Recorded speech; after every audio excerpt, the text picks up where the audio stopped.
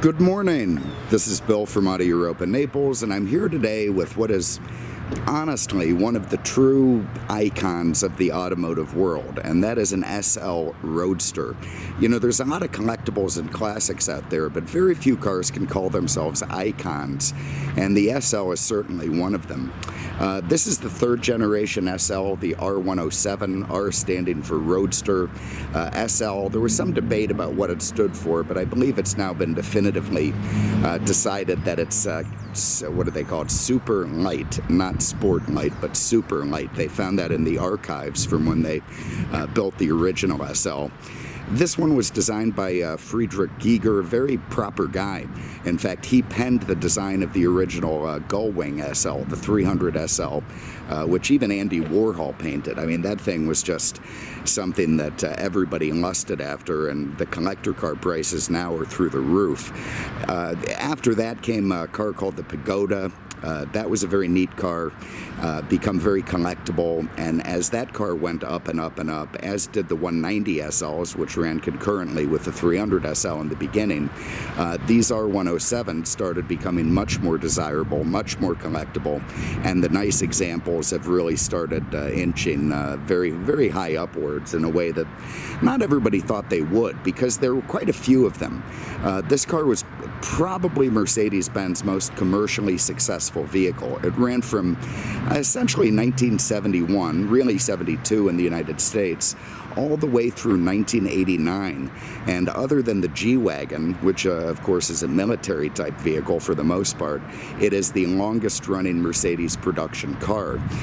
This 1989 was the final incarnation. The 560 was a US model only.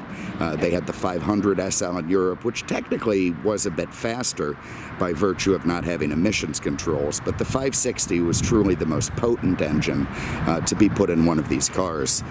You can see this one's finished in a beautiful Merlot, gorgeous color. It's got parchment leather inside, just fantastic condition all around.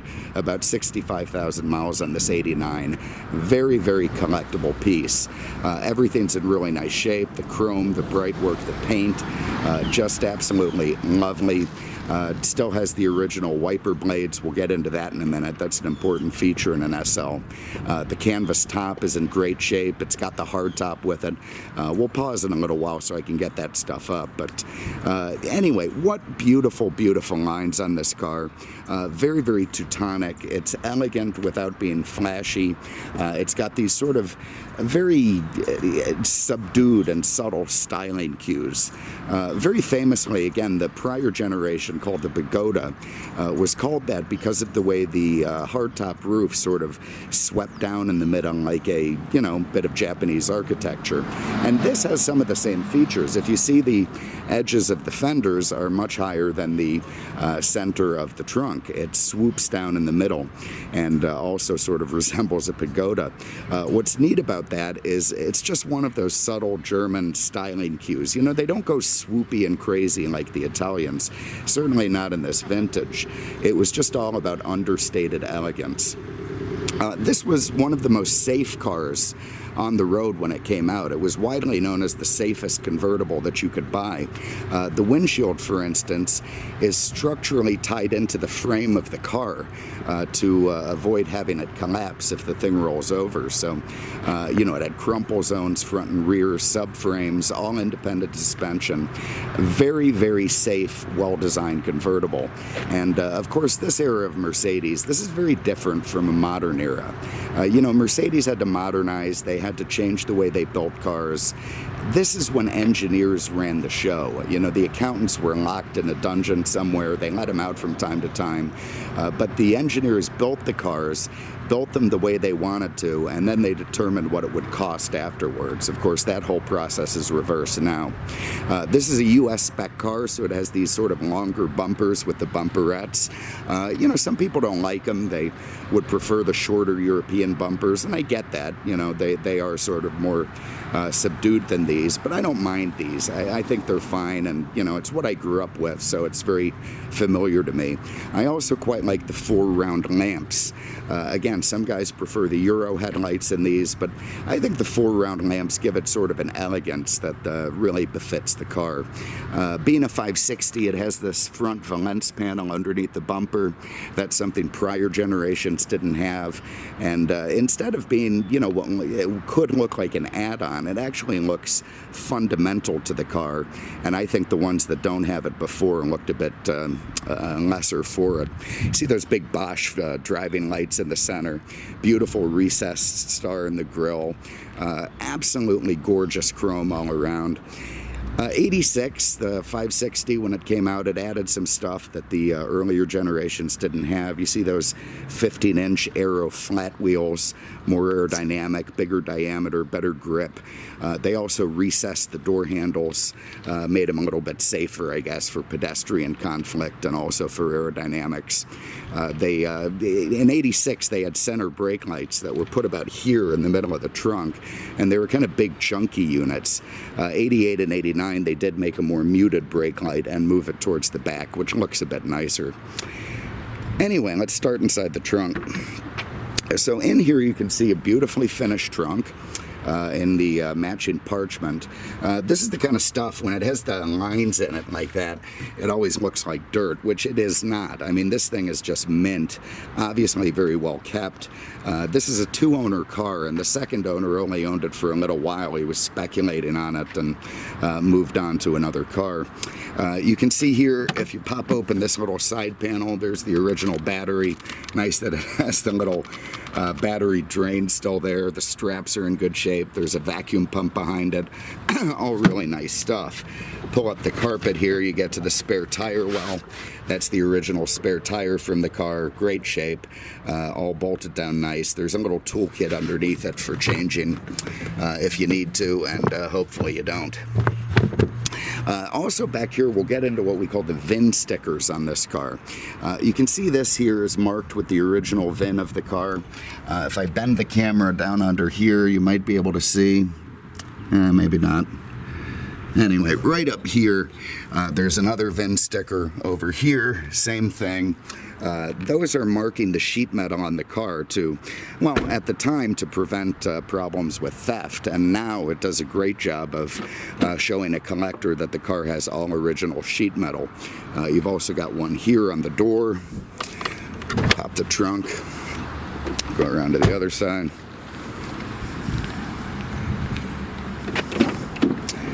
Got another one there. Now we know the back 70% of the car is all original. Up front, you've got the VIN stamped on this core support. You've got the VIN stamped on the hood there with the stickers. You got another sticker there and another sticker there. So now we know that the whole car is entirely original sheet metal, and I believe mostly original paint. It may have been touched up somewhere that I can't find, but everywhere I've looked, the paint on this car seems entirely original. This is a 5.6 liter light alloy V8, single overhead cam on each side. About 230, 240 horsepower, pretty oomphy for the time if it's a bit subdued for now, but was, you know, again, widely considered to be a fantastic motor, and came out of the big heavy S-Class to go in this car and satisfy the American market. The 560, in fact, was an entire attempt to satisfy the American market, because we only had the 380 here from 81 through 85, which is a fine car, but didn't have the power of the 500 SL in Europe. So a lot of American buyers wanting more power went over to Europe, got what they called gray market cars, shipped them back here, Americanized them, and drove them. And of course, that drove our Mercedes-Benz dealers insane. So Mercedes answered by putting in this big S-Class V8, updating the car a little bit and shooting them over here. And then they did not sell the 560 in Europe. So a lot of these cars are heading back in that direction. Excuse me, anyway, everything very lovely under there, very proper, all very nice and original, no issues, great running car. Went through the shop with flying colors and ready to put some miles on it. I I like seeing these original wiper blades. That's nice stuff. What that means is that instead of going into an auto parts store and buying a whole blade assembly, which is always black or, God forbid, chrome, and putting them on, they did the proper thing and used the inserts for those blades to keep the original aluminum look of the wiper arms and blades. It's a very important thing on these cars. The beautiful chrome mirrors, absolutely lovely. All the lovely chrome accoutrements around the car, very, very chunky and nice. I tell you what I'm going to do. I'm going to pause it now so I can put the top up. You can have a look at that. I'll show you the hardtop that we have in the back room, and then we'll put it all back down and get going. Alright, so the soft top is up and in place. You can see it fits lovely. Beautiful original black canvas. Fantastic match for the rest of the car. Sometimes you see them in tan, which can look nice, but also gets dirty very quickly and just doesn't wear very well. You can see the back windows nice and clear, lovely, all very tight fitting, all very proper, good seal. The way the doors close, perfect, no issues there at all. Nice to see the soft top up and in place on this car. And if we take a quick jump through here, I've got it in the back room. I don't have any help this morning, of course, because it's before 10 a.m. and everyone needs their beauty sleep, I think. Oh, and I've left the back door open, the front door locked. We'll walk around. Anyway, little Richard, he has his beauty sleep. He gets, the cucumbers on his eyes, the foundation, the mud masks, all that stuff, his T-zone. Anyway, he'll be in later on. There's a little sneak of what's coming up.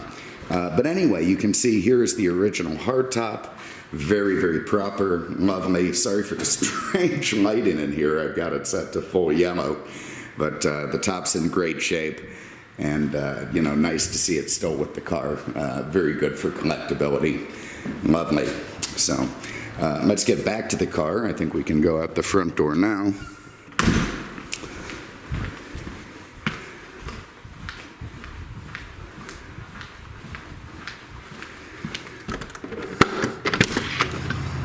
And we will get the top back down and go for a spin.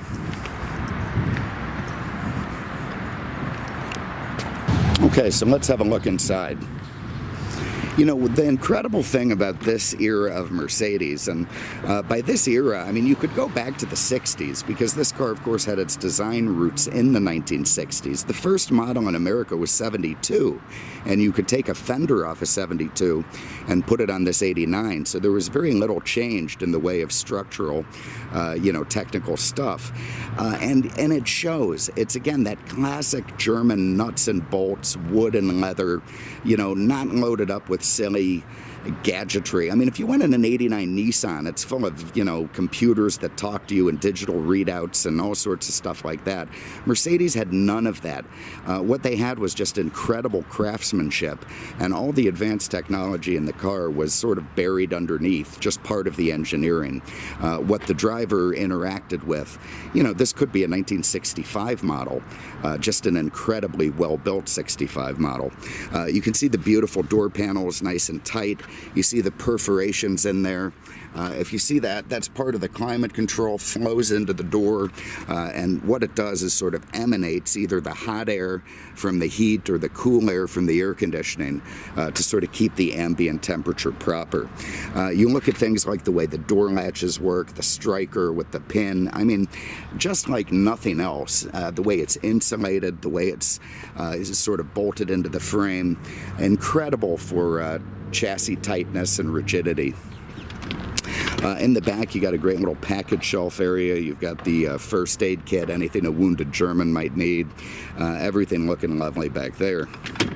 And underneath this guy, you'll find the soft top. So if you run this thing that looks like the window crank on a 79 Firebird, this thing will pop up and you get into the canvas top. Sun visors, one of the weak points in these cars as time goes on. These are in great shape. Work, everything nice and tight on them. The seats incredibly well preserved, beautiful leather, gorgeous colors in this car. Lovely to sit in, supportive. I love all the chrome surrounds on them. It just sort of makes the car look so appealing. All right, let's hop in. Fire it up. Alright, there's that big gate firing to life. You get that sort of annoying German buzzer that sounds like the U-boat is sinking. Find my seatbelt back here. And we'll get into the rest of the car. Okay, so here you see a very classically laid out Mercedes-Benz instrument cluster. If you see how orange the hieroglyphics are still, that belies the nice life this car has led. When these things are out in the sun, when they're used a lot, when they're exposed to UV rays, these can all fade to yellow and even white. You can also get a weird looking fungus on them, of some kind of mold thing that looks terrible. These are beautifully preserved and look nice. You can see instant full on oil pressure, what you want to see. Just 65,000 miles on the clock, pretty close to turning 66. Lovely little tack over there with the spun aluminum caps on the needles. You know, there's this subtle, beautiful engineering in this car. Here you can see on the control stocks, they haven't been rubbed off. It again sort of documents the low miles on the car. Nobody's cleaned the writing away, rubbed the writing away. Just all looks lovely. Your light controls here. I get over. Twist twice for lights, once for parks, pull out for fog, pull out twice for rear fog. A very classic, lovely Mercedes-Benz light control. Now straight down is off. Don't make the mistake of going all the way to the right like that. What that does is put on the city lights, which will light up the parks on either side of the car if you're parked on the side of the street, so don't do that. Nice little row of idiot lights at the bottom. That used to be a temperature display in the earlier cars. Now it's more idiot lights. They moved the temperature display to the center vent, which was always designed for those SLCs, the coupes, so you could shoot air into the back. Didn't really need them in the convertibles. So a nice VDO needle gauge there. You've got your rear defrost for when the hardtop is on. This controls your power antenna. This controls the interior lighting. Here's the original Becker radio, which is really nice to see. You know, kind of a ridiculous thing in terms of being almost indecipherable. I mean, it would have to have a book like you know, 150 pages to figure out what buttons to press. And a lot of people, as a result, changed them. So very nice to see this one still with the car. Radios were always a bit of a weak point in these things. You just sort of get these two front speakers, one there behind the cluster. But you know, that's not really the point of the car, is slamming the radio. You're supposed to drive around and enjoy it as a cruiser. The original lumber, the wood is in great shape. I love the little subtle chrome surrounds on it. It's glossy, thick, rich, lovely. The dash is nice. Unfortunately, tiny little crack began up there, only one on the dash. That is one of the pitfalls of these cars. Sometimes they can look like the Adobe Desert. I mean, the whole thing is completely blown out. So that little guy, not too concerning, but definitely worth noting. Glove box, you got a nice set of books with the car, the original tool stuff, the tool for the top, some service records in there, all very nice and proper. Down here you have Mercedes-Benz sort of signature climate control from the time. And again, no fading, nice rich blue and red on the temperature dial. The buttons are all nice and proper. Sometimes they can be worn where you can't even see the hieroglyphic. It's just white in the middle. The fan thing can be all yellow and nasty. Here it's just perfect. So up is high, center is automatic, and bottom is low. And all the vacuum in the car works great, so it's not running the defrost all the time. You see these things going down the road with defrost fogging up the center window. That's when the vacuum elements in the back go bad and it just defaults to defrost for safety. You've got a lovely leather shift knob, nice, great shape. More lumber down here, window controls, mirror, nice little armrest. Lovely little map pockets there. You know, it's just a beautifully designed car. There's nothing it doesn't need, and you know, nothing it's lacking for. It's just very, very properly balanced in terms of the way it looks, feels, and drives. And let's go ahead and drive it. So I love the shape of the hood as you're looking over it. You've got sort of, turn the air off to cut down the noise. You've got, you know, it's sort of escalating towards the middle, hump going back down again. All these subtle little lines. You know, back in the 70s and 80s, all those little lines were expensive. It's not like today where giant robots pump them out in a second. That required a lot of machining just for those subtle little beautiful beauty lines in the car. See the leather steering wheel in great shape. 89 is modern enough to have an airbag, so what's really nice about that is not only is your collector car full of crumple zones and you know, safety accoutrements, and yeah, thank you, very kind, thank you. And nobody ever lets you out. What a bunch of douche nozzles. Anyway, so you've got basically a collector car that's not only comfortable, not only smooth to drive, but also very safe as well, which is just something you can't say about a 69 Camaro. And again, you get in a 69 Camaro, it's a beautiful car and a lovely car to look at, but it's not very well made, even the day it was new. And by the time you drive it to the next stage, you're going to be pretty exhausted.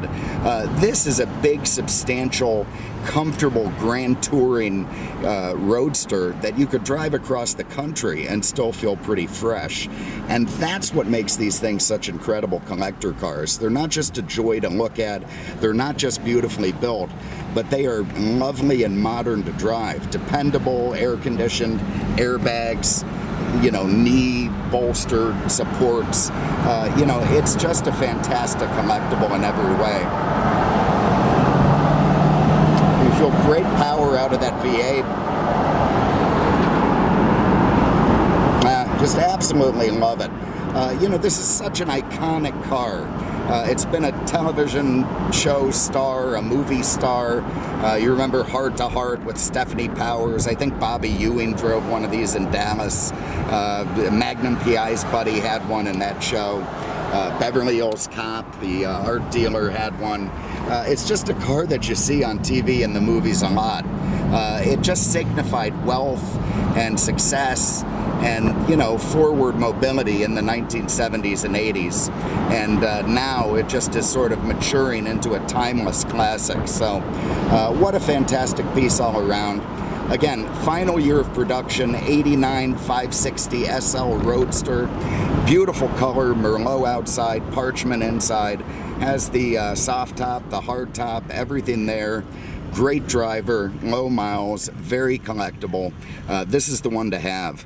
If you have an interest, give us a call, 239-298-8000, on the web at aenaples.com. Thanks so much for having a look. We really appreciate it. We'll see you with the next one. Take care.